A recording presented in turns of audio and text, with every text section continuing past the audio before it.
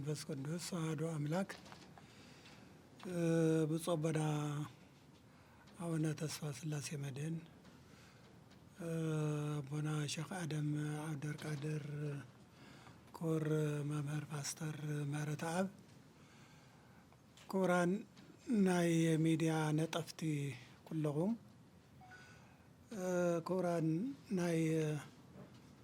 እዙ ጉባኤን ዘተን ምክክር አባላት ካቢኔ ዝኾንኩም ኩለኹም ደሓን ሓዲርኩም ክብል ይፈቱ መጀመርያ እሞ ኣብ ቀረባ መበርሕኹም ዘለኹም ደቂ ትግራይ ናይ ትግራይ ፈተውቲ ናይ ትግራይ ተወለድቲ ዝኾንኩም ኩለኹም እዙ ጉዳይ እዙይ ብዛዕባ ኣብ ሃገርና ዘሎ ኩነታት ዝተበላሸወ አካያይዳ ለምትዕረራይ ለመመኻኻር ለመዝታይ ዝተገበረ ጉባኤ ዘተ ምክክር ማለት እዩ። እዚ ጉዳይ እዚ ካብ ዝጅመር ዳርጋ 4 ወርሒ ገይረ ኣሎ ማለት እዩ። እዚ ጉዳይ ዘመዓራርዩ እውን ብጊዜያዊ መምሕዳር ክቡር ጀነራል አቶ ታደሰ ወረደ ዝተቋቋመ 21 ካቢኔ ዘለዎ እዩ። እዚ እውን በብግዚኡ ፓርቲታት ኩሎም እናነጋገረ ይመፅዩ በደረጃኦም እናነጋገረ መፅዩ ኩሎም ንዙ ምምኽኻር ዘተ ጉባኤ ኩሎም ፈቃደኛታት ኮይኖም ተቀቢሎምዎ አለው። አነጋገርና ኢና መፅናና ካብዚ ዝተረፈ ያው ንህዝብና እነብስረሉ ጉዳያት ጽቡቕ አካይዳ እዩ ዘሎ ጽቡቕ መምዕራይ እናተገበረ እዩ ዝኽየድ ዘለና። አነ መጀመሪያ ዝኣክል እየ ዝናገር ዘለኹ ካብኡ ክቡር ብፁዕ አቡነ አቡነ ተስፋ ስላሴ መድኅን ሰብሳቢ እውን ናይዙ ካቢኔ እዚ እውን ሰብሳቢ ስለ ዝኾኑ እሶም ኣብራህርዮም ክነግሩና ይኽእሉ እዮም እሞ ናብኦም ደቂ ትግራይ ኣብ ውሽጢ ትግራይ እትርከቡ ካብ ትግራይ ወፃኢ ኣብ ውሽጢ ዓዲ እትርከቡ ከምኡውን ኣብ መላእ ዓለም ኮይንኹም ህልዊ ኩነታት ትግራይ ዘገድሰኩም ብተፈላለየ መገዲ ካብ ኩናት ዝዘለቐት ትግራይ ናብ ጽቡቕ ደረጃ ክትበጽሕ ተመክሮታት ጽንዓትን ሕብረትን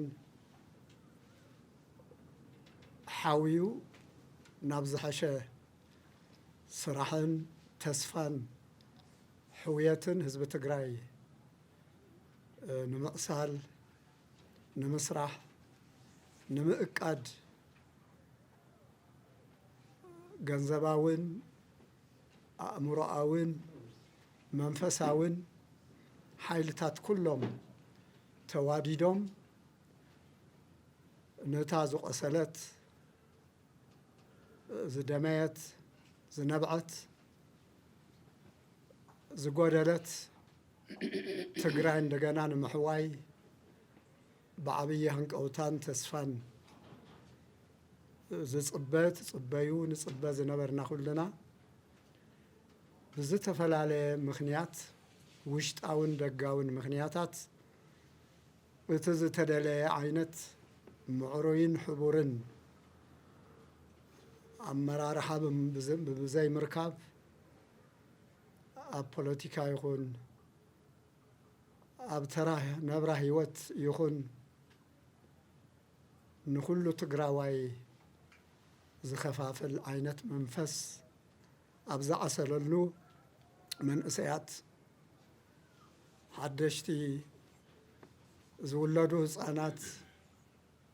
ዝዓብዩ ቆልዑ ወለዲ ሰብ ስራሕ ሰብ ሃፍቲ ተረጋጊኦም ንትግራይ ኣብ ምሕዋይ ከተኩሩ ብዙሕ እንቅፋታት ኣብ ዝገጠመሉ ሰዓት ኮይና ዝኸኣልናዮ ክንዲ ዝኸኣልናዮ ናብ ፈጣሪ ካብኡ ብምቕፃል ነቶም ፖሊሲ ኣመራርሓ ዝምልከቶም ብምውካስ ትግራይ ምስቶም ንህልውናኣ ዝተዋደቑ ካብዚ ዓለም ብሂወት ዝሓለፉ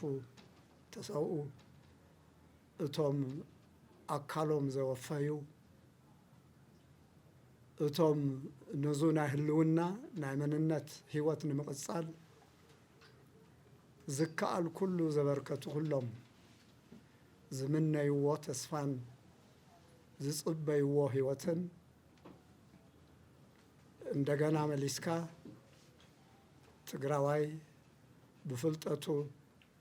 ብሕብረቱ ታሪኩን ህዚኡን ንቅድሚት ዘሎ ጊዜኡን ዝሃንፀሉ መገዲ ተልዩ ዝኾነ ይኹን ዓይነት ጎንፂ ኣሊኻ ብዘተ መኸይርካ ሓቢርካ ክትሳገር ንምከር ንሕበር ንስገር ተብሂሉ ኣብ ነሃሰ 21 ኣብ መጀመርያ ብዛዕባ ልኡኽ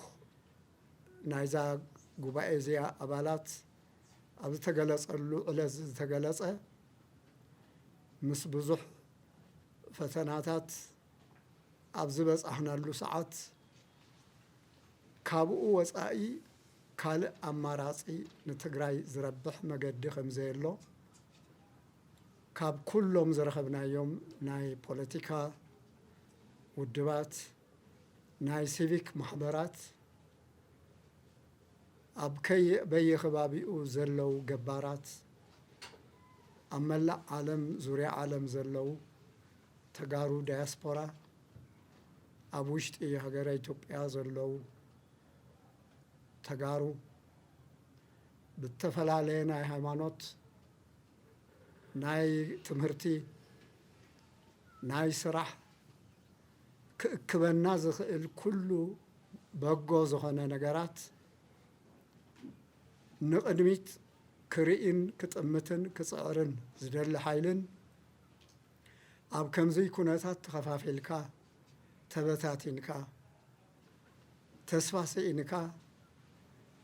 ዝእቅድ ይኹን ዝሰርሕ ክዕወት ድየ ኣይኮንኩን ኣብ ዝብለሉ ሰዓታት ካብ ተጋሩ ዝረኸብናዮ ምላሽ ተልዩ ብፖለቲካ ካብ እተወደቡ ይኹን ኣብ ናይ ሲቪል ማሕበራት ኣብ መላእ ትግራይ ዝውከሉ ይኹን ናይ ንግዲ ሕብረተሰብ ይኹን ህዝቢ ትግራይ ኣብ ዘለሉ ብዘይካ ዘተን ምርድዳእን መሊስካ ህዚ ጎንፅን ፍልልይን ምድፍፋእን ከምዘየድሊ ኣረጋጊጹና እዩ። እዙይ ሓደ ጊዜ ዝተመዛበለ መስርሑ ዘለሓለሐ ማሕበራዊ ሂወትን ኩነታትን መሊስካ ንምዕራይ ንምጥንኻር ኣዝዩ ከቢድ ኩነታትን ጥበብን ሜላን ሕቡር ዝኾነ መንፈስን ኣተሓሳስባን ዘድሊ እኳ እንተኾነ እዛ ኣባላት ናይ ዘተን ምርድዳእን ስራሕ ትግራይ እተመዘዘት ሕጋውነት ዘለዋ ናውሽጣ ናሰራርሓ ሕገ ደንቢ ውስጠ ደንቢ ዘለዋ ኮድ ኦፍ ኮንዳክት ናይ ባዕልትና ተሓሳስባ ራእይ ንምርጋጽ ወይ ከዓ ንምድፋእ ወይ ከዓ ንምስትምሃር ዘይኮነ ኩሉ ትግራዋይ ሓሳቡ ብነፃ ዝገልጸሉ በቢ መስርሕ ማሕበራዊ ህይወቱ ሲቪካዊ ናይ ማሕበራት ውክልናኡ ብቶም ናይ ፖለቲካ ውድባት ውክልናኡ ከምኡ እውን ኣብ ዝኾነ ይኹን ውዳበ ዘየሎ ትግራዋይ ካብ ቁሸት ክሻብ ክልል ኣብ ውሽጢ ትግራይ ይኹን ካብ ትግራይ ወፃኢ ብዙ ሰዓት እዙይ ዝርከብ ኣካል ኩሉ ድላዩ እዙይ ስለ ዝኾነ ብተፈላለየ ዓይነት ዘጓንፅ ሓሳባትን መልእኽታትን ንሓደ ዘናእስ ንሓደ ዘዕቢ ንሓደ ዝውግን ነቲ ሓደ ዘጓኒ ዓይነት ሓሳባት ኣይርከብን ክንብል ኣይንኽእልን። ነገር ግን ካብኡ ወፂና ናብቲ ሓደ ክገብረና ዝኽእል ኣብ ትግራይ ክርከብ ዝከኣል ኩሉ ታሪካዊ ማሕበረሰባዊ ትሕዝቶኣዊ ጥበብ ሜላ ናይ እህን ምህን ሒዝካ ሰብ ነፃ ሓሳብ ዝገልጸላ ብነፃ ዝግለጽ ሓሳብ ዘይእገደላ ዘይድረተላ መሰል ናይ ባዕሉን ናይ ካልእን ክሻብ ዝሓለወ ዝኾነ ይኹን ትግራዋይ ብሓሳቡ ዘይጓነየላ ትግራይ ንምርኣይ ዘይብህግ ንእሽተይ ዓብዪ ኣሎ ክበሃል ኣይከኣልን። ነገር ግን ኣብ ኩናትን ኣብ ኣዝዩ ዘስካሕክሕ ጉድኣትን መጉዳእትን ናይ ከቢድ ዕንወትን ዝጸንሐ ማሕበረሰብ ብስነ ልቦና ብማሕበራዊ ህይወት ዝነበረ ምትእስሳር ብጥስጥስ ኢሉ እንደገና ንዙይ መሊስካ ምሕዋይ ዓብዪ ምትሕብባርን ምስትውዓልን ትዕግስትን ጥበብን ምድምማፅን ከም ዘድሊ ካብ ተጋሩ ንላዕሊ ኣብ ሰዓቱ እዙይ ዝርዳእ ሕብረተሰብ ኣሎ ኢልና ክንሓስብ የሸግር። ምእንቲ እዙይ መስርሕ ናይዙ ዘተን ምርድዳእን ልኡኽ ሓደ ጎንፂ ዝኾነ ይኹን ጎንፂ መጥፊኢና መጉደሊና ካብቱ ብደገ ዝተፈጠረና ኩናት ብህይወትን ብንዋትን ዘጉደለና ዝጎድአልና ካብኡ መሊሱ እንደገና ዝተረፍና ከይንጠፍእ ናይዙይ መገዲ ገዲፍና ጎንፅታት ፍልልያት ብዘተን ብምርድዳእን ብምርኣይ ኩሉ ትግራዋይ ኣብ ትሕቲ ሓደ ናሕሲ ኮፍ ኢሉ ሓሳቡ ብነፃ ዝገልጸላ ትግራይ ክንርኢ ነዙይ እውን ኣብ ቀረባ ግዜ ፈጣሪ እንተኢሉና ኣብ ውሽጢ ወርሒ ሕዳር ንምሉእ ትግራይ ዝውክሉ ካብ 2300 ዘይውሕዱ ተሳተፍቲ ካብ ቁሸታት ጀሚሩ ክሻብ ላዕሊ ንኩሉ ዓይነት ማሕበረሰብ ትግራይ ዝውክል ብተኽኣለ መጠን ብተጸንዐ መጠን መገዲ ዘሳትፍ ብክኢላታት ብዝውገን መድረክ ናይ ሰለስተ ቀጸልቲ መዓልታት ብሄራዊ ናይ ዘተን ምርድዳእን ኣጀንዳ ምስ ኩሎም ክንረኽቦም ዝኽኣልና ኣብ ትግራይ ዝርከቡ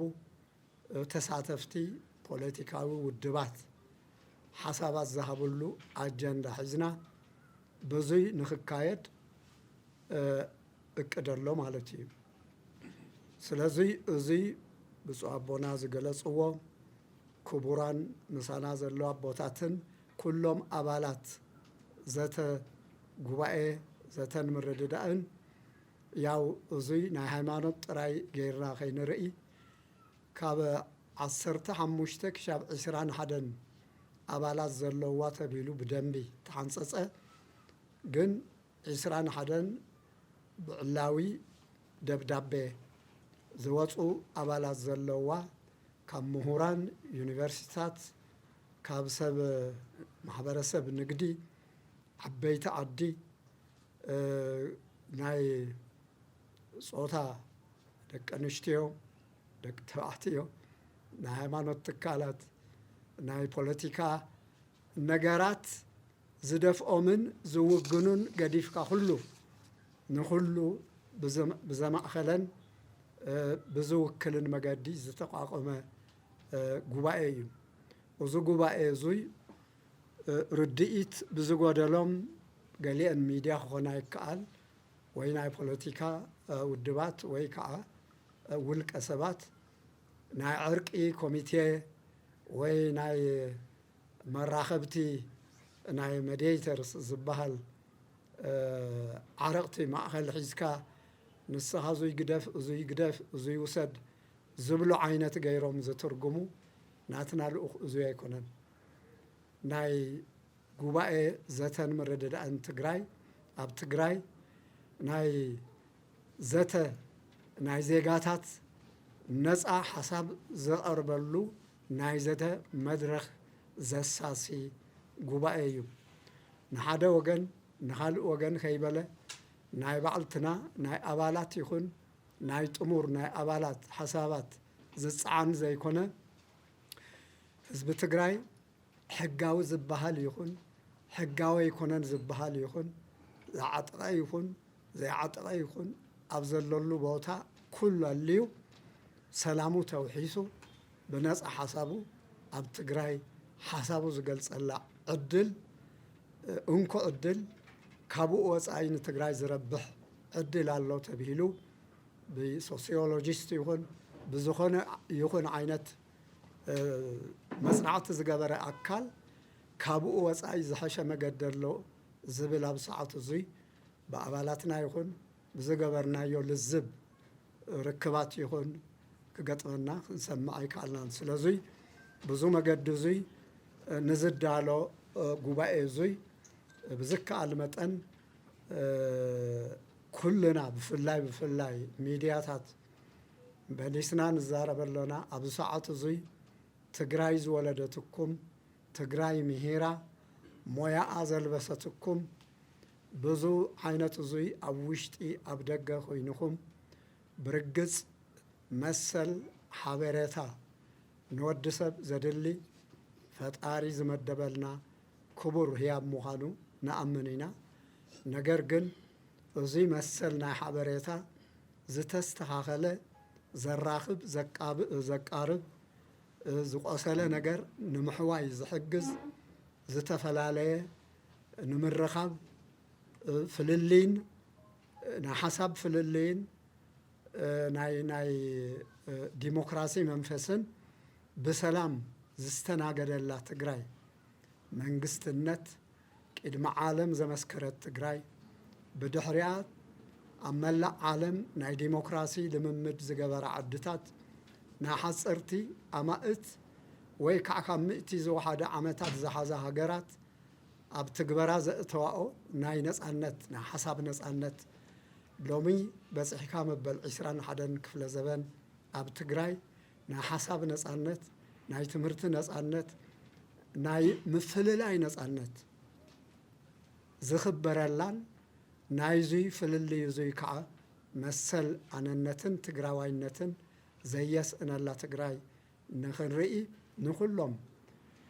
ዝድግፍ ንኩሎም ኣብ ፖለቲካ ውድባት ንዘለዉ እውን ዝምቹ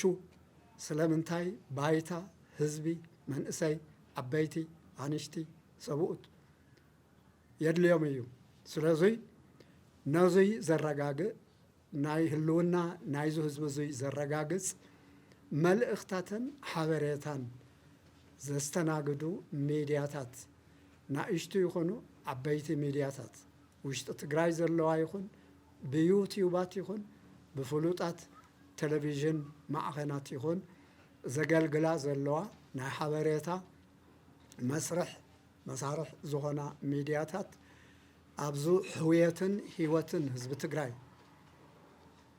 ሕብረትን ምምካርን ምስጋርን ህዝቢ ትግራይ ዝገብሮ ስራሕን ኤክሰርሳይዝ ወይ ከዓ ልኡኽ ዓብይ ግደ ክፃወታ ናይ ጉባኤ ዘተን ምርድዳእን ዓብይ ዕድመ ከቕርብ ፈቱ ብስም ኩልና ስለዙይ ከዕፅረልኩም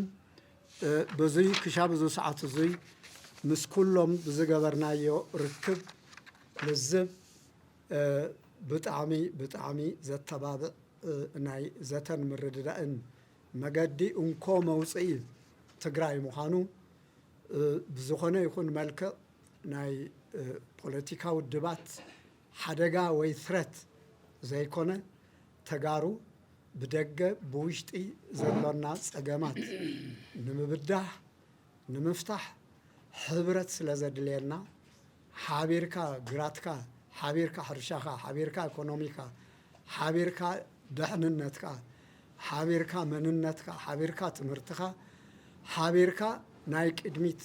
ክንነብሮ ንምነዮ መንእሰይና ዘለዎ ፍልጠትን ዘለዎ ራእይን ባህግን ሓቡር ኮይኑ ንቅድሚት ዝነብረሉን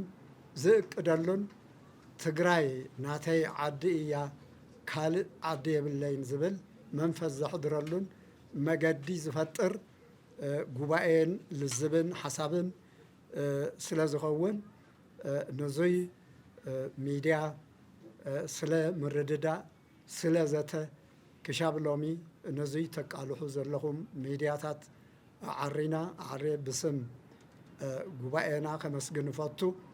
ካልኦትኩም ከዓ በብመገድኹም ናይ ተፈላለያ ውድባን ኣተሓሳስባን ፈላሊኻ ምርኣይ ሓደ ጉዳይ ኮይኑ ናይ ባዕሉ ልኡኽ ናይ ባዕሉ ኣሰራርሓ ይህልዎ ነገር ግን ንትግራይ ሓደ ንምግባር ኣብ ዝሕግዙ ኣብ ምምካርን ኣብ ምሕባርን ኣብ ምስጋርን ዘበርክቱ ጉዳያት ሓደ ኮይኑኹም ንኽትሕግዙ ክትድግፉ ብዙይ እግዚኣብሔር ዝዓደለኩም መላን መክሊትን ንዙ ዕላማ እዙይ ክተውዕሉ ብትሕትና ለበዋና ነቕርብ ካብኡ ብዝተረፈ ብዞም ምሳይ ዘለው ንኩሎም ወኪልና ነቕርቦ ዘለና ሓሳብ ምዃኑን ብፍላይ ናይ ኣርባዕቲና ናይ ሃይማኖት ሓሳብ እዩ ኢልኩም ከይትወስዱ ናይ ብሕጊ ተቋቆመት ብካቢኔ ኣብዚ ሰዓት ብዘላ ካቢኔ ትግራይ ዝፀደቐት ብናይ ባዕልትና ናይዛ ጉባኤ እዚኣ ኣሪማ ርያ ናይ ባዕላ ስነ ምግባር ደንቢ እውን ሓዊሳ ዝቆመት ጉባኤ ሽም ዝቆምና ምዃንና ክንገልፀልኩም ንፈቱ ብሕጋዊ መልክዕ ዝተዘርዘረ ስም እውን ቅድሚ ሕዚ ተገሊፁ ምሳኹም ዘሎ እዩ እዙይ እውን ኣብ እንቕፅለሉ ዘለና ስራሕን መደብን ደጋፊ ናይ ኩሉና ኮይንኩም ከም እትቕፅሉ ብምትእምማን ትግራይ ኣብዚ ሰዓት እዙይ ካብ ዝኾነ ይኹን ሓደጋ ንኽድሕን ሰላም ኢሉ ለይትን መዓልትን ስለ ሰላም ዝምህለል ዘሎ ክርስቲያን እስላማይ ዘይኮነ ትግራዋይ የለን ኣብ ሚድያ ይኹን ኣብ ሰራዊት ይኹን ኣብ ፖለቲከኛ ይኹን ኣብ ውሽጢ ትግራይ ይኹን ኢትዮጵያ ይኹን ወፃኢ ዓለም ይኹን ዘሎ ትግራዋይ ኩሉ ካብ ናብ ፈጣሪ ብዙ ሰዓት እዙይ ዝምህለለሉ ዘሎ ቁፅሪ ሓደ ጉዳይ ሰላምን ምርግጋእን እዩ እዙ ሰላምን ምርግጋእን እውን ኢትዮጵያ ክትርዳእ ጎረባብትና ክርድኡ ዓለምና ክርዳእ ስለ ሰላም ዝቆመን ዝደልን ዝፅዕርን ህዝቢ ምዃንና ኣብ ምቅላሕ እውን ሚድያ ዝኽእለትኩም ክትቀፅሉ ሓደራ ይብለኩም ካብዙይ ዝቕፅል መልእኽታት ሓፂር እንተልዩ ብብፁዓን ብብፁዕ ኣቦና ብክቡር ኣቦና بكبر أبونا قال أتون بعهدكم زغرد حطون بدحريت تليو أب دحرق نري أنا بزيا دوب بلله ناي كبرت بالا ل بوتا دبزاهم ناي ميديا مرحتي تخوركم ناي زيقوا إنا أولات لما علتي قدم له قدم سلسة ورحي بو على جمرنا يو قدائيو تعيوزي ياو هم تخز تجلسه تجري مواس ممخاريو دبل نجاريو مالتيو دزيد ما ياو متتبع على تزرزر صحف أبزيلو إسرائيل حديثة تمل ميلو بناي جزاو محدار كابينيت صديقو بحقه النترما تقاقمو ياو دخلت سلسة ورحي لا تأكلنا لا سرحنا مستوم ناي بوليتيكا سبات مس كلهم مالتيو لو مفلالاي ناي وعلو خوينا بتقراي كن حد خوينهم كسرحو مالتيو كنياتهم خزن حنا اللي جرأنا له حزب تقراي أبي حزبنا ده حلف نجر دخلنا قلتي مالتيو كوانا حلفوس عالم يفولت له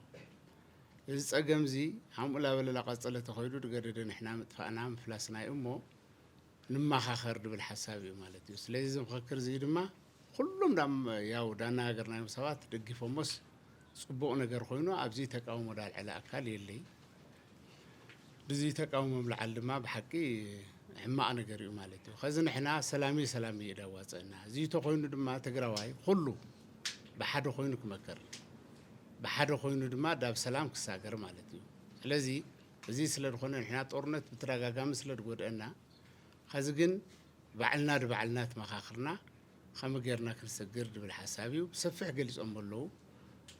توم ناي تزي بومبر بريزيدنت رخونو أبنا تصفى سلاسة جلس أمو يوم بتعرفنا جريلن بفلاي مدياتات هم تبهله صبوا راح تصرح لكم تجراي تحجز نجر قصة سانا خونكم تصرحوا تحجزونا على السلام زريا مالتيو أو ببخلتيو سبب له خلط تحقق زي كنا حلفوا لنا مالتيو إننا زي سلر خنا وصلوا له حزبنا له أو استعدلوا له حزبنا له حد خوينه مخرو أبز ما جرش حدار تزاتك نقبرينا كنقبر كلنا خزن إحنا كل تقرأ واحد خوينه مالتيو بزعبات تقرأ حسوس سلام قبر مالتيو سلزي سلر خنا نحنا هم تتوهله دعركيد جزع مزعتي خوني دزتي بقى دمخكر مالتيو دمخكر خزب زي مني تسألي مني تقوانيسو نحنا سيو خوني تسرحنا تقراواي كن حد خوينك مكر هم غير مواص وانا استعيو لك مكر مالتيو سلازي سلر خونه بعويو تجلسو يمو من البات افتن غورو وقبائله تراخيكم همزل لما عتاكم لهم سانا خوينكم لك تسرحوا بزي اقاطامي او كنت حاسب ندلي خبرتي هبلنا لما علتنا كلهم تاكلكم سوا طعم انا نمسكنكم مالتيو ودي الله أعوذ لكم كلهم كاود ما أبتقرأ يخون كابتقرأ وسعون زلكم كلهم تجارو كمتي بكبر سبسابينان كاروت بصانا بوتات خجلت صنحة زناي جواء زتن مردان كم تخبها لصنحة بحجاونة ملكعو بكابينة صديقو حجاونة لعمان عمام توهي ودما نخسرح استمسرته حجاوي سوون زلوا أكاليو زيلو ما بحثي كمتي خبال صنحة تي وانا مبقسي حساب تدير زلوا زتا زبلي سلازي كم جرح عينتون نزاتويك عن نمكر كاو مخيرنا دما نحبر حبرنا دما مواصلنا على لينا نساجر زبل علامة زلوي كم زفلت بزحات كنساجرهم زي خالنا كنساجرهم زليونا بزح رح خاص لنا يخون تاتينا زلنا بعد فيلمات تحرتي نايس أنت كوينات دحريون ونزغص زلوا خناتنا دحرينا بعد في أفتناي حدنتنا أفتناي سلامنا بوزح نجار نتناجعن نتوتات أسنان بوزح في الله نتفترن زخلوا خنات الله زي أبقى مزق توه بحلف دماء أتي خمسرات كله بحقي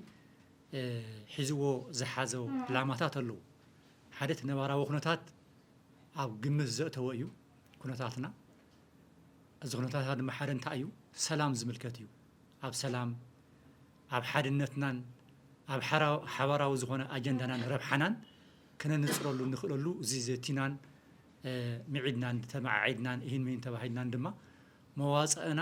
ክነዳድየሉ ንኽእል ኩነታት ንምንፃርን ነዚ ነገር እዚ ንምስራሕን እዩ ዋና ነገር ተመስሪቱ ዘሎ ማለት እዩ ስለዚ ሰላም ዓርኽ እንደ ኣድላይ ከም ምዃኑ ንፈልጥ ኢና ሰላም ድማ ሕዚ ዘድልየና ብሕልፊ ኣብ ካብ ደገ ዝመፀና ጥራሕ ዘይኮነ ኣብ ውሽጥና ሰላም ኣብ ሕድና ሰላም ኣብ ፖለቲካና ሰላም ኣብ መነባብሮና ኣብ ኩሉ ሰላም እንጠልበሉ ግዜ እዩ ዘሎ ስለዚ ካብ ኩናትን ካብ ምርፃምን ካብ ምፅላእን ወፂእና ኣፈላለየትና ከም ዘሎ ኮይኑ ከምተ ቦታት እውን ክህልው ዝፀንሑ ንምትዕራቕ ዘይኮነስ ግን ኣፈላላይ ናይ ፖለቲካ ውድባት ሓደ ንምግባር ኣይኮነን ወይ ከዓ እዚ ግደፍ ግደፍ ዘይኮነስ ሓበራዊ ክገብረና ዝኽእል ነገራት ኣብኡ ምዝታይ ኣብ ሰላምና ክውሕስ ዝኽእል ውሕስናና ክረጋግፅ ዝኽእል ካብኡ ሓሊፉ እውን ሓድነትና ክረጋገፅ ዝኽእል ሓድነት ስቕ ኢሉ ይመፅን እዩ ሓድነት ኣብ ኣጀንዳ ኣብ ረብሓታት ክንዛተ ከለና ክንፅር ከለና እዩ ሓድነት ክመፅእ ዝኽእል ስለዚ ኣብቶም ኩላትና ክንፈላለየሎም ዘይኽእል ሓድነትና እንታይ እዮም ኢልና ምንፃር ኣብኣቶም ክንዓምም ኣብኣቶም ድማ ሓቢርና ናብቲ ዝምልከተና ነገር ወይ ከዓ ናብቲ ንምንዮ ነገር ክንሳገር ብሄራዊ ረብሓታትናን ኣጀንዳታትናን ምንፃር ኣብዚኣቶም ዝመሰሉ ነገራት ዘተ ንምግባር እዩ ብዋንነት እዚ የተመስረተሉ ዕላማ ካብዚ ተበጊስና እውን ከምቲ ብፀበና ኣካባቢና ክብልዎ ዝፀንሑ ምስ ብዙሓት ኣካላት ብሕልፊ ድማ ምስ ናይ ውድባት ፖለቲካ ምስ ናይ ሲቪክ ማሕበራት ዝመልከቶም ኣካላት ኩሎም ብኩሉ ዝከኣል ኣብዚ ይኹን ካብ ትግራይ ወፃኢ እውን ዘለው እናተዛተና መፂና ኢና ኣብቲ ኣድላይነት ዝምልከት ከምቲ ክበሃል ዝፀንሐ ትግራይ ኣብዚ ሕዚ እዋን ዘተን ምርድዳእን ከም ትጠልብ ዘመላኸቱናን ኩላቶም ከም ዝድግፈዎም እውን ኣውንታዊ ዝኾነ ምላሽ ከም ዝሃቡና ኢና ረጋጊፅና ዘለና ስለዚ እዚ ንሕና ተመስሪትና ዘሎ ዕላማ ብዋንነት ድማ እቲ ኣጀንዳ ምንፃር ዝምልከት ንሕና ንቆርፆ ዘይኮነስ ምናልባት እዚ ነገር እዚ ንምግላፅ እውን ክሳዕ ሕዚ ተኸይዱ ነገራት እንታይ እዮም እንተኢልና ሓደ ምስቶም ዝምልከቶም ኣካላት ናይ ፖለቲካ ውድባት ይኹኑ ናይ ሲቪክ ማሕበራት ዝተፈላለዩ ኣካላት ኣብቲ ዘተን ምርዳእን ዝምልከት ስልጣናታት ተዋሂቦም እዮም ብፍሉጣት ዝኾኑ ሰባት ተዋሂቦም እዮም ጠቃሚ ዝኾነ ካብኡ ሓሊፉ እውን ኣጀንዳ ከመይ ይቕረፅ ዝብል እውን ኣብ ቀረፃ ኣጀንዳ ዝብል እውን ስልጠና ተዋሂቡ እዩ እቲ ናይ ምቕራፅ ኣጀንዳ ዝብል ግን ንሕና ከም ጉባኤ ዘተን ምርዳእን ንሕና ቀሪፅና ናብቶም ዝምልከቶም ኣካላት ነውርዶ ዘይኮነስ እታ ኣጀንዳ እቶም ዝምልከቶም ኣካላት ንትግራይ መዋፅኦ ኣለና ዝብሉ ፖለቲካ ውድባት ድዮም ሲቪክ ማሕበራት ድዮም ዝምልከቶም ዘበሉ ኣካላት ኩሎም ኩሉ መዋፅኦ ኣለኒ ዝብል ኣብቲ ኣጀንዳ ንሕና ይኮናን ሴት ንገብሮ ማለት እዩ ስለዚ ኩሎም እቶም ዝምልከቶም ኣካላት ምስኣቶም ኮይና ንቀርፆ ኣጀንዳ እዩ ክህልወና ኣብቲ ንዛትዮ ዘተ ከምቲ ኣብ መወዳእታ ሕዳር ንገብሮ ሓሲብና ዘለና ዓብይ ዋዕላ ኣብኡ ዝቐርቡ ኣጀንዳታት ኩሎም ስቴክ ሆልደርስ ወይ ከዓ እቶም ዝምልከቶም ኣካላት እቲ ኣጀንዳ ብሓባር ተቐሪፁ ትግራይ የዋፅእ እዩ ዝብል ኣጀንዳ ተላዒሉ ኩሉ ማሕበረሰብ ክዝትየሉ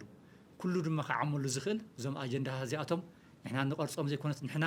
ናይ ፋሲሊቴት ናይ ምግባር ናይ ምትሕብባርን ኣብኡ ነገር ድማ ግዴና ናይ ምውፃእን እምበር እቲ ኣጀንዳ እውን ንባዕሎም ካብቲ መላእ ማሕበረሰብ ይኹን ካብቲ ዝምልከቱ ማሕበረሰብ ንውክልና ዝብሉ ኣካላት ዝቕረፅን ብኡ ተቐሪፁ ድማ ናብቲ ዘተ ዝቐርብን እዩ ስለዚ እንታይ ንምባል የደልየ ዘለኹ እዚ ዘተን ምርድዳእን እዚ ሓደ ሰብ በጊሱ ወይ ከዓ ተወሰነ ቡድናት ኣበጊሶሞ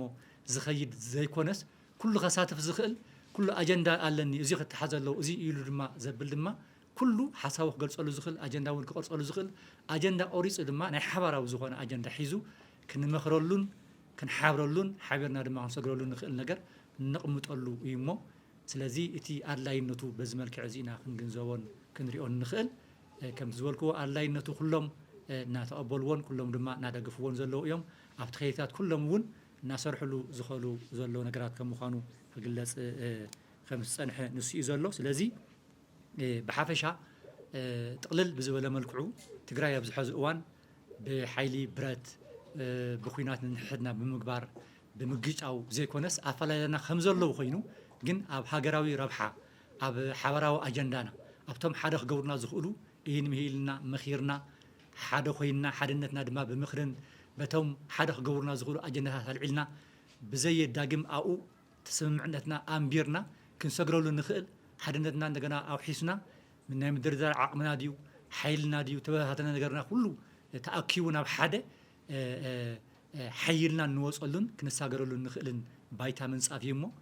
ዘተን ምርድዳእን እዚ ዓብዪ ዓቕሚ ዝኸውን ኣብ ቅድሜና ዘለና ስራሕቲ ክንዓመሉ ንኽእል መሳርሒ ኮይንና ክንጥቀመሉ ንኽእል እዩ እሞ ነዚ ድማ ኩሉ ሕዚ እውን እስካዕቲ ንገብሮ ዘተታት ድዩ ንቅድሜና ዘሎ ኩሉ ክድግፍን ብሚድያ ድዩ ሚድያ እውን ናይ ባዕልኩም ዝኾነ ኣብ ዘለኹም ይኹኑ ካብ ካሊእ እውን ዘለኹም ነዚ ዘተዚ በዚ ነገር እዚ ተረዲእኹም ኣውንታዊ ዝኾነ ፅልዋን ናብ ሓድነትን ናብ ኣጀንዳና ንቐርፀሉን ናብ ሓድነትና ክንዓመሉ ንኽእል ናብ ሓድነትናን ሰላምናን ክንረጋገአሉ ንኽእል ነገራት ከምፅእ ዝኽእል ነገራት ደጋፋይ ብዝኾነ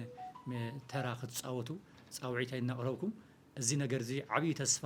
ዝተገበሮን ህዝብና እውን ፅብዮ ዘሎ እዩ እሞ ኩሉ ድማ ኣብዚ ነገር እዚ ክዓምም ፃውዒትና ክነቐርብ ንደሊ ብስም ጉባኤ ዘተን ምርድዳእን ኩሎም ኣባላት ፃውዒት ከቐርብ ይደሊ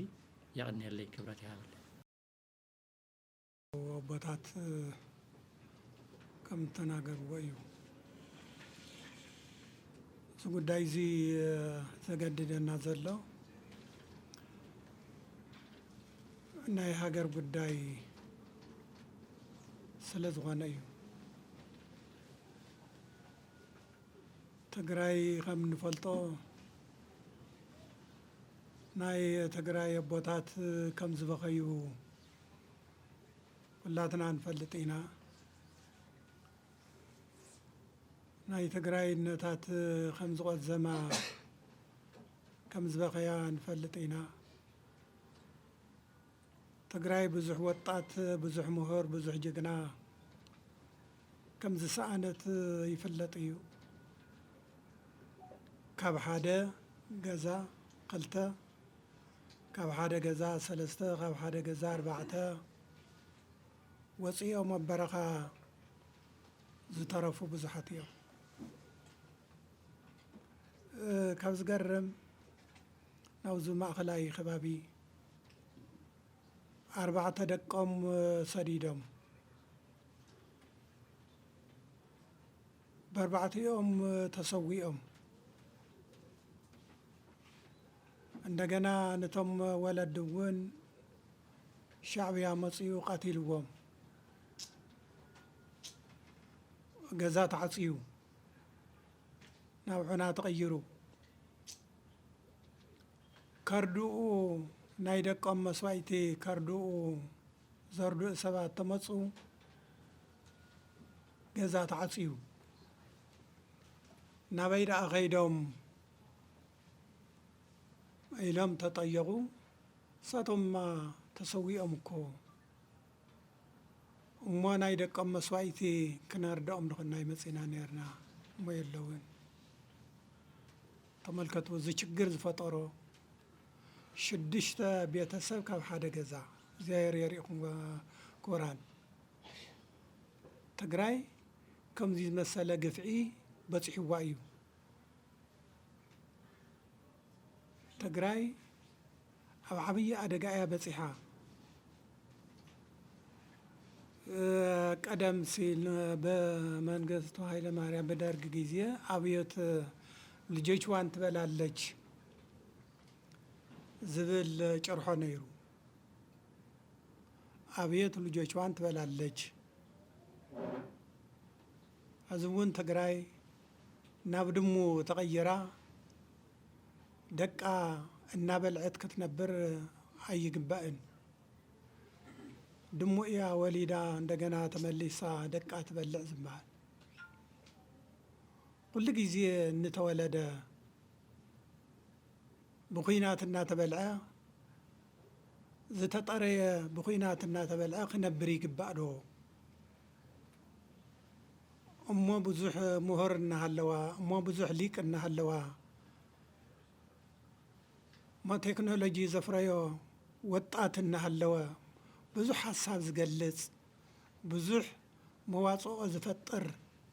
ወለዶ እናሃለዋ ድሙ ኮይና ደቃ እናበልዐት ተንበር ትግራይ ኣይግባእን ትዝሓለፈ يأخلنا أيو تزحلف أخلنا أيو صقيمنا يئنا ب360 دقري تعصينا مبرحت تعصيو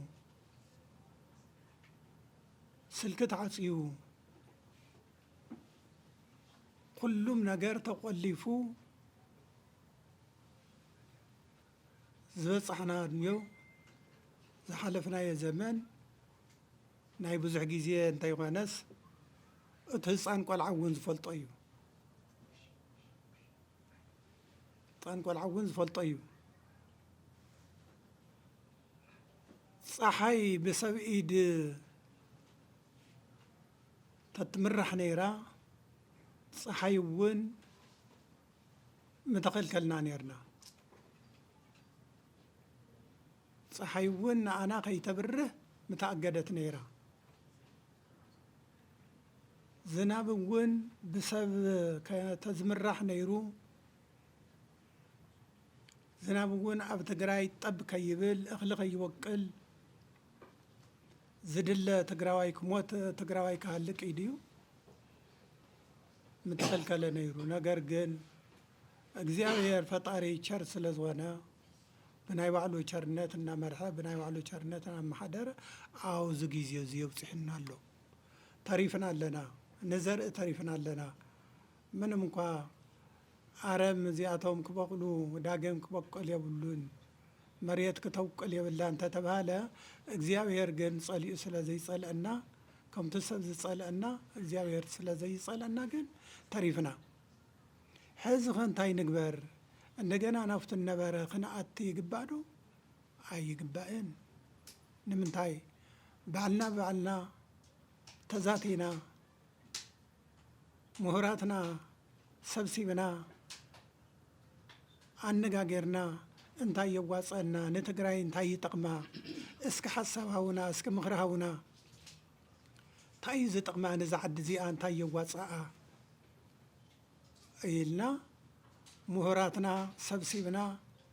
ከማኻትም ዝመሰሉ ብእውቀት ዝበሰለ ብእውቀት ዝደርጀወ አሰባሲብና ክንነጋገር ሓሳብ ኣለኒ ዝብል እውን ሓሳቡ ብነፃ ክገልጽ ሃገር ናይ ኩሉ እዩ ዝተፈላለየ ሃይማኖት ይሃልዎ ከምቶ ዝበሃል ሃይማኖት የግል ነው ሃገር የጋራ ነው ዝበሃል ነገር አለው ኩሉም ፖለቲካም ይኹን ምንም ይኹን ተፈላለየ ሃይማኖት ኣብ ሃገር ዝነብር ዝዓዲ እዚኣ ናብ ኩላትና ሓቋፊት እያ እሞ ዝዓዲ እዚኣ ክንደይ ምሁር እናሃለዋ ሰኣን ምንግጋር ሰኣን ምምኽኻር ክትጠፍእ ይግባእ ዶ ኖ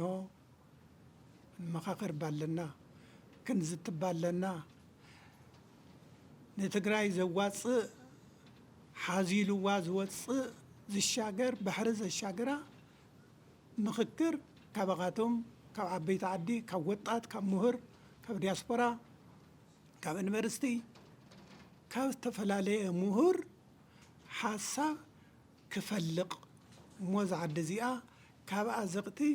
ዘሻገራ ምኽሪ ይድለ እዚዩቱ ሓሳብ ፖለቲካ ብፖለቲካ እዩ ዝፍታሕ ዝበሃል ነገር ኣሎ ብምምኽኻር ማለት እዩ ኩናት ዓዲ ዕኒ ተዘይኮይኑ ዓዲ ይሃንፅን ኩናት ዝተሃነፀ ከፍርስ ተዘይኮይኑ ኩናት ይሃንፅን ፕሮጀክት ይህንፅፅን ትምህርት ቤት ይሃንፅን ሕክምና ይሃንፅን ወለዶ ይዕብን ዝሓለፈ ተራእዩ እዩ ስለዚ እዚ ዓይነት እዚ እንታይ የዋፅኣ ንዓዲ ብዝብል ጉባኤ ዘተ ምኽክር ይገበር ተገይሩ ካብ 2000 ብላዕሊ ዝኾኑ ካብ ወጣት ካብ ምሁር ካብ ዓበይቲ ዓዲ ካብ ሰራዊት ካብ ሕወሓት ካብ ፖለቲከኛታት እዚ ዘካተተ ዓብይ መድረኽ ተፈጢሩ ልዛዓዲ እዚኣ ዘዋፅኣ ምምካር እዩ እሞ እዚ ነገር እዚ እውን ንስኻትኩም እውን በእውነት ደቀና ኢኹም ናይ ባዕልና ኢኹም ዓድኹም እዩ ልዚ ነገር እዚ ሓቢርኩም ንስኻትኩም እውን ዓብይ ምኽሪ ክተፍልቁ እንታይ የዋፅኣ እቲ ምኽሪ ካባኻትኩም እዩ ዝርከብ እቲ ሓሳብ ካባኻትኩም እዩ ዝመፅእ ከም ምሁራን መጠን ከም ፈላጣት መጠን ዝዓዲ እዚኣ ዘዋፅእ ካባኻትኩም እውን ይድለ ካባኻትኩም ዝፈልቕ እውን ንፅበዮ ኢና እናቲ ሓሳብ ቦታት ከም ተነገረ እዚ እዩ ዝመስል ያው ኣብ ቀረባ ግዜ ኩሉም ነገር ከም ዝውዳእ ተስፋ ኣለና ኣይሻብ ሎሚ ዘነጋገርናዮም ፖለቲከኛታት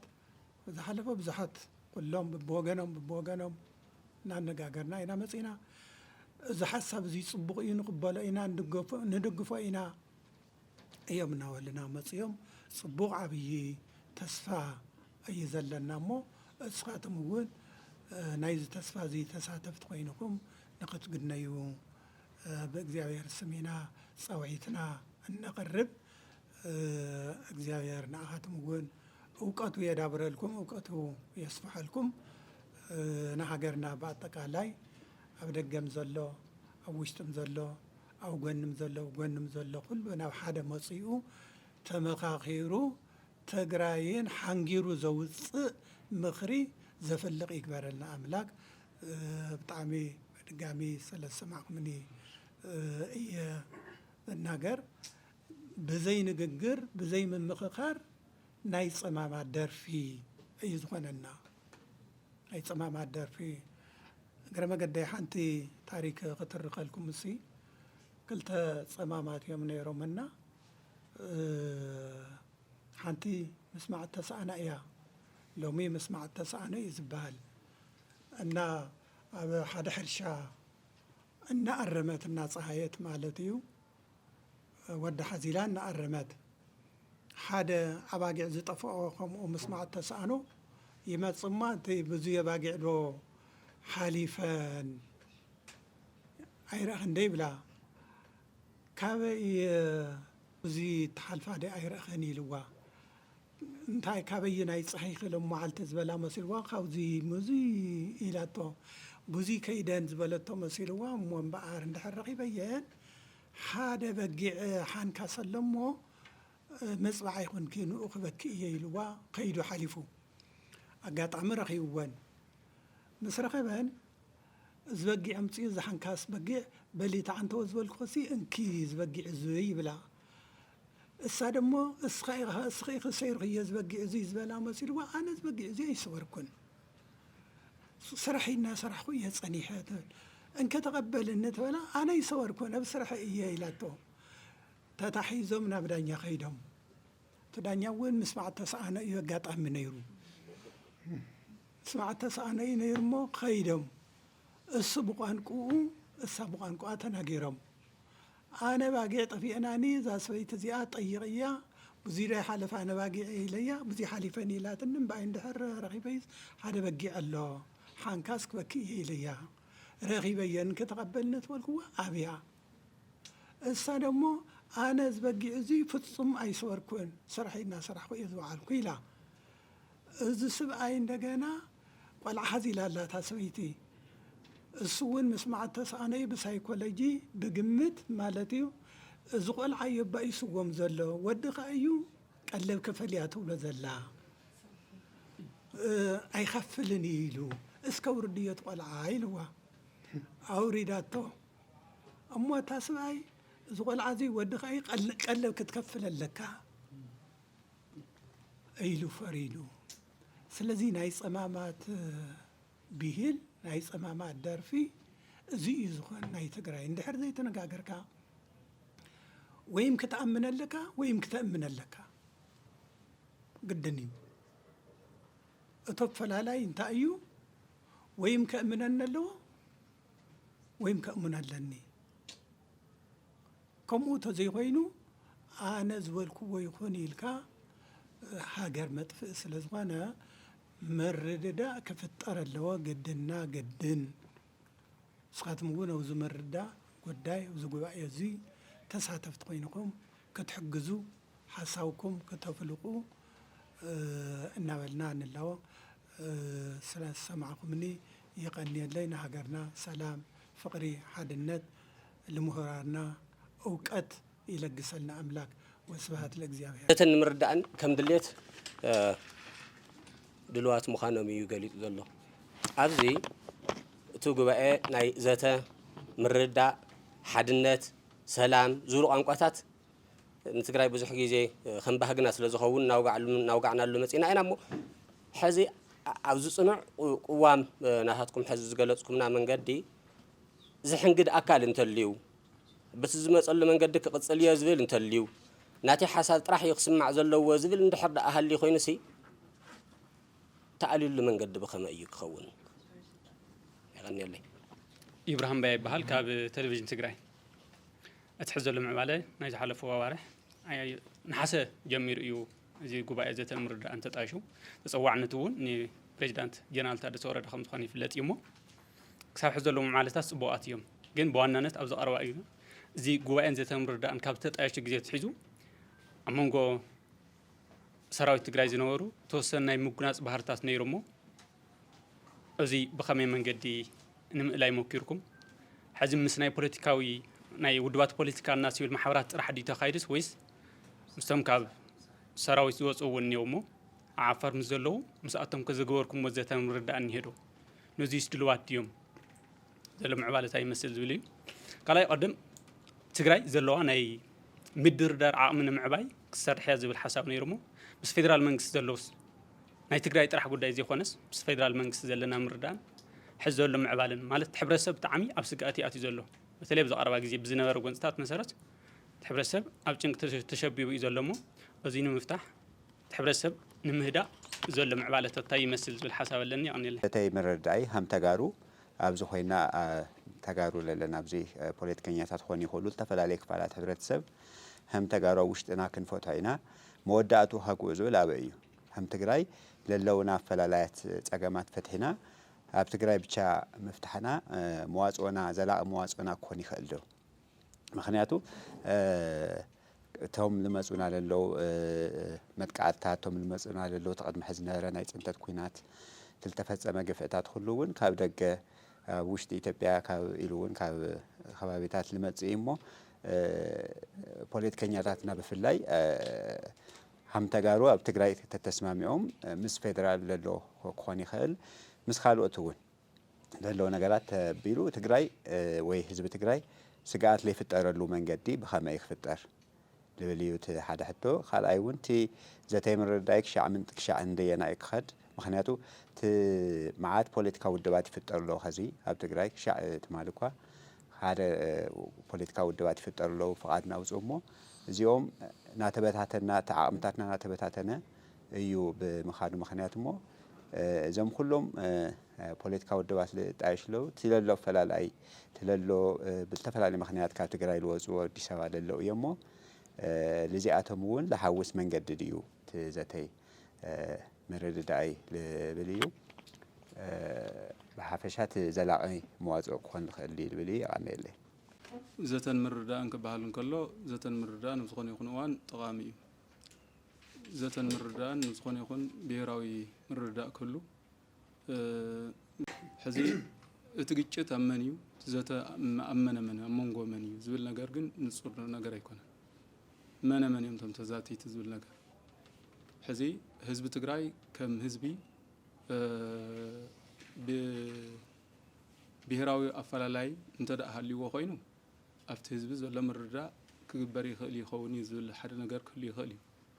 ከም ፖለቲካ እንተኮይኑ ተፈላላይ እውን ኣብ መንጎ መነ መን እዩ ሕዚ ብዛዕባ ሰላም ብዛዕባ ካልእ እውን ይዝረብ ነይሩ ሰላም ኢና እንደሊ ኩናት እንደልን ዝብል ነገር ነይሩ ኩናት ዝደለየ ሓይሊ ብስሩ የለን ሕዚ ዝደለየ እንተልዩ ሓደ ነገር ክመፅእ ይኽእል እዩ መን እቲ ኩናት ዝደሊ መን እቲ ኩናት ዘይደሊ ኣብ መንጎ መነ መን እዮም እቶም ኩናት ደለይትን ኣብ መንጎ መነ መን እየን እቶም ኩናት ዘይደልዩን ዝብል ነገር ክንፀር ክኽእል ኣለዎ እቲ ናይ ሓባር ፀላኢና ዝፍለጥ ኣብ ስልጣን ዘሎ ናይ ፌደራል መንግስቲ እዩ ካልእ ኣብ መንጎ ናይ ፖለቲካ ኣፈላላይ ኣሎ እቲ ናይ ፖለቲካ ኣፈላላይ ምህላው نابزتهم سينا حزون كنا تعرقون خلينا زبل قمت ترى تعرقتون يكوننا نقاتل نيركم جن الحرك تزاتي وخينكم تحزوا له جاب مونغو خلتي يزلوا قال لي وجن كان عندنا مصلا وجنون كونيلو صلا استسلف حيلي يزلوا مونغو من ينتنزت حزي تنمرد دأن كمسجن فاتو قداماي ياو أب جواء زتن مرد دأن بزعبة سلام زعبين تليو بخمي تأليو زبل حطو زعبين الناس لزيرلو أي دلن أين دلن زبل الناس لزيرلو نزيع انت نزبل نجار كع نزيجت أمنا نجار hypothetical ملسخب سلزي يمشو زعبنا اللي له كحصرا دسي بلني بزاي كان عايزته مرددا كال زحشة مجدي إلو حسب زجلس لنا أب زجبرنا يو كتاورك أي يلن كبل خيل كلا أي أمانجو سراويت زتبت أرى بعفار زلوا بوشت زلوا زبل نزيمون مجمريا تا سبلنايا نحنا نعرقي أدرادر تيخونن زتن مرددان زدلي أتي أفلالاي زقرب أكل بعلو أبا فلالاين أبا حدا زقبرو نقرن زقربو أقات آمي مفتار سلزخونه ناي بهراوي ناي زتن مرددان قواء عدل نزوي كالسناقل يخل زبل منات لنا بوغن سراويت نزوي بناي تقراي بكل زلو أوشت زلو بزعبا زوي زتقاو منا إلن كابتوم أبعفار زلوون أحوات نحوات كداميو كقاتلو تمالي بحده نحبار مطفي صلائي كمكتو بحده زنبرو بحده دفاع زنبرو ناومون زمحادرو زمرحب زنبرو هذه نرأسهم كقاتلو دلاي خمزة باللوم نفلت بزخونه يكون مالكون أبعدهم مسعدهم زلوا خوينام زي أفل على يوم كجلسوا كم زكال زيا تردينا لنا سالساي دردر تجراي مس فدرال حبرسب مهدا أدلاي زبل نحنا لأخنا ناب فدرال يكونن لأخنا ناب حزب تجراي أوشت تجراي نحزب تجراي كل تعمة فرقان بهراوي وعلاتات أب تجراي مقالة زجبران نبرة زقربان نبرة حطوتات نمنتاي سأجم تجراي سأجم تجارو بحدا خفيلنا بالزب زي نفتحه النات باله بتدقاقامي زقرب زنبرة حطوتاتيو إذا حطو زي ناي محدراك قات آمي خوينو هذا زلو جزاو من محدار تقراي نزوي فاسيليتي تغيرو أو تقراي بزي سب بزي زل مزخونه يكون عينت بزعبا محدار كواليتي ببعض محدار نجارات عين العلن هنا تقراي هذا زلو جزاو من محدار نزوي أما شاشيو نا حزب حطو النبرة مسقربة بولك أو الك مسبس حنا حقاوينت كله يدلي بزبل بدنبي حقاوي بدنبي بأواج زتقاقم سلازخونه زي ناي فدرال زملكت قداي تقراي حزب انتوهينا تقراي ناي بوليتيكا مرارحة وانتفليتو تقراي ناي منقستنت مرارحة ودحر الليوه حاده زقبرو ኣጀንዳ ትግራዋይ ድሕሪ ሒዙ ንሱ ብመገዱ ዝኸውን ነገር ስለ ዝኾነ ስለዚ እዚኣ ቀዳሚ ናትና ልኡኽ ተጋሩ ብሓደ መፂኦም ኣጀንዳኦም ሓደ ዝኾኑሉ ኣጀንዳኦም ክፈልጡን ክርድኡን ስለ ሰላም ደው ክብሉን ናይ ሰላም ጉዳይ ምስ ሓዙ ከዓ ንሰላም ዘውሕሱ ጉዳያት ብመንግስቶም ብፖለቲካዊ ኣሰራርሓኦም ርክቦም እውቅናኦም ክገብሩ ዝከኣለሉ መገዲ ትግራይ ህዝቢ ትግራይ ብሓደ ነዙይ ምስ ረኣዮ ባኡ ዝኸውን እዩ ስለዚ ፌደራልን ትግራይ ንክንዓርቕ ዝተቋቋምና ጉባኤ ኣካላት ኣይኮንናን እሞ እዙይ ህዝቢ ትግራይ ባዕሉ ህዝቢ ትግራይ ክኾን ዝኽእለሉ መገዲ ኣብ ምምሽሻው ብዘይቁኖ ክደራደርን ክላዘብን ዲፕሎማቲክ ርክብ ገይሩ ዝስማዕ ነገር ከስምዕን ዝኽእል ኣካል ዘለዋ ትግራይ ክትከውን እዚኣ እያ እታ ልኡኽና ብምቕፃል ዝነበረት ሕቶ ኣብ ትግራይ ኣፈላላያት ኣብ ትግራይ ብቻ ፍትሓት ይርከብ ዶ ካብ ደገ ንዝመፁ በደላትን ወረራትን ፀገማትን ዝብል እዩ ያው ከምዘይከኣል ይፍለጥ እዩ ግን ትግራይ ድሕሪ ዘየለ ሓደ እንተዘይኮይና ትግራይ ካብ ኩናት ዝተረፈ ኣብ ፖለቲካኡ ኣብ ሕብረተሰቡ ኣብ ልሂቃን ዝተገበረ ፍልልይ ንታሕቲ እውን ልሒቑ ስለ ዝወርድ ተበታቲና ከሎና ዝመፅእ ነገር ንምቁቋም ኔጎሽየት ንምግባር ንምፍታሕ ዓቕሚ ስለ ዘይህሉ ከም ህዝቢ ደው ኢልና ከም ህዝቢ ክንህሉ ስለ ዝግባእ እዚኣ ኣቐዲሙ ክህሉ ዘለዎ ህልውና ምዃኑ ዘረጋግፅ እዩ ካልእ ናይ ዘተን ምርድዳእን ክሳብ ክንደይ ክኸይድ እዩ ሓደሽቲ ዝተጣየሹ ውድባት ኣንተቦ ገሊፅና ይመስለኒ ኩልና ሕጋዊ እውቅና ዝረኸበ ይኹን ዘይረኸበ ይኹን ዘለዎ ይኹን ዘይብሉ ይኹን ኣብ ውድብ ዘሎ ይኹን ኣብ ውድብ ዘየሎ ይኹን ኣብ ሲቪክ ማሕበር ይኹን ኩሉ ትግራዋይ ዜጋ ሲቲዘን ናይ ሲቲዘን ዘተን ምርድዳእን ጉዳይ ስለ ዝኾነ ንኩሎም ይሓውስ እዩ ክሕወስ ንዝኽእል ኩሉ ዕድመ ይበፅሖ ናይ ምስታፍ ናይ ተሳትፎ ውሕስና ናይ ባዕሉ ኣሰራርሓን ኣገባብራን ይህልዎ ሓላፍነትን ይህልዎ ነገር ግን ንኩሉ ትግራዋይ ዝምልከት እዩ ንሓደ ወጊኑ ዝገድፍ ዕማም የብሉን ኣብ መጨረሻ ዘተን ምርድዳእን ከም ኣብ ብሄራዊ ኢልና ንምንታይ ነልዕሎ ኣብ መንጎ መን እዩ ዘሎ ኣብ ብሄራዊ ኣፈላላይ ኣብ ህዝቢ ትግራይ የለን ዝብል ብትክክል የለን ኣብ ህዝቢ ትግራይ ሎሚ መዓልቲ ልሂቃን ብፖለቲካውን ብካልእ ተፈላለዩ እንተልዮም ብሓደ ደው ኢሎም ብሓደ ኣሎና ኢሎም ክርኢ ከሎ ሓደ ዝኸውን ህዝቢ ከም ዘሎ ኢና ንርዳእ ስለምንታይ ህዝቢ ትግራይ ከም ህዝቢ ትግራይ ተፈላለዩ ኢልካ ኣይኮነን ነገር ግን ብጭቡጥ ካ ክንርድኦ ዘሎና በመራርሓ ኣፈላላይ ኣብ ከም ናይ ሰራዊት እውን ከምኡ ከምቲ ኣንተቦ ዝተገለፀ ኣፈላላይ ድሕሪ ተርእዩ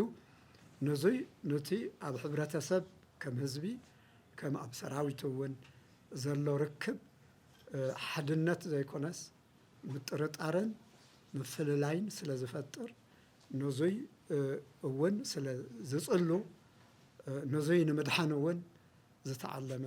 ነገር እዩ ስለዚ ኣብ ፍልሊ ኣብ ዘለዎ ይኹን ኣብ ዘየሎ ይኹን